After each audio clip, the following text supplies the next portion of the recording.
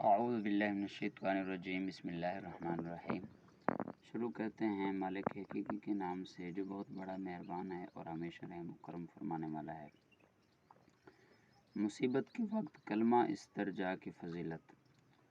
چھوٹی بڑی جانی مالی پریشانی کے موقع پر کلمہ استرجاع ان للہ و انا الیہ راجعون کے پڑھنے کی فضیلت اور ثواب کا تذکرہ بکثرت احادیث میں آیا ہے۔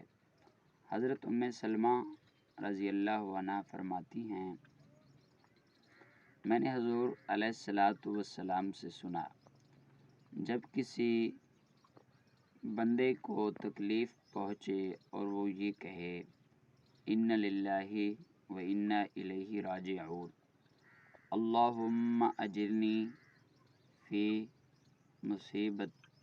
مصیبتی واخلف لی خیرا منہا، یہ حدیث شریف صحیح مسلم میں موجود ہے، رقم الحدیث 918۔ اللہ تعالیٰ اسے مصیبت کا اجر اور اس کا نعم البدل عطا فرماتے ہیں، یعنی کہ جو انسان کے اوپر مصیبت آتی ہے اللہ تبارک و تعالیٰ اس کو اس کا نعم البدل عطا فرماتے ہیں، اجر ثواب عطا فرماتے ہیں۔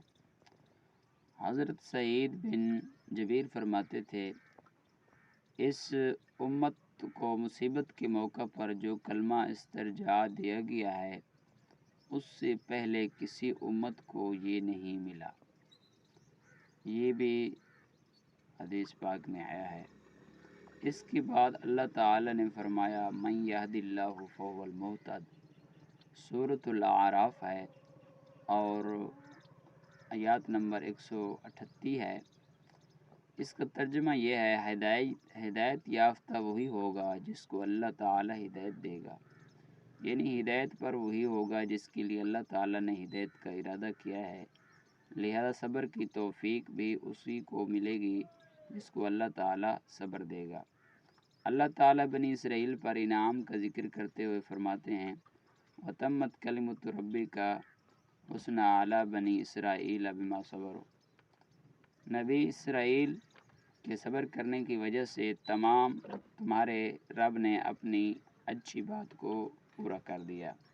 وہ اچھی بات یہ ہے کہ اللہ تعالی نے ان کو مقتدا اور پیشوا بنا دیا، اور فرمایا، دیکھیں کہ کتنی قرآن و حدیث کی روشنی میں ہمیں مصیبت کے وقت جو بھی یہ کلمات ملے ہیں یہ یعنی کہ اس سے پہلے کسی کو نہیں ملے۔ امید کرتے ہیں ہماری آج کی یہ اسلامک ویڈیو آپ کو اچھی لگی ہوگی۔ مزید اسلامک ایمانی روحانی ویڈیوز کے لیے ہمارے چینل کو سبسکرائب کر لیں اور بیل آئیکن کو آل پر پریس کر لیں تاکہ ہر آنے والی نیو ویڈیوز کا نوٹیفیکیشن آپ کو ملتا رہے۔ ملتے ہیں نیکسٹ ایک نیو اسلامک ویڈیوز کے ساتھ، تب تک دیجیے اجازت، اللہ حافظ۔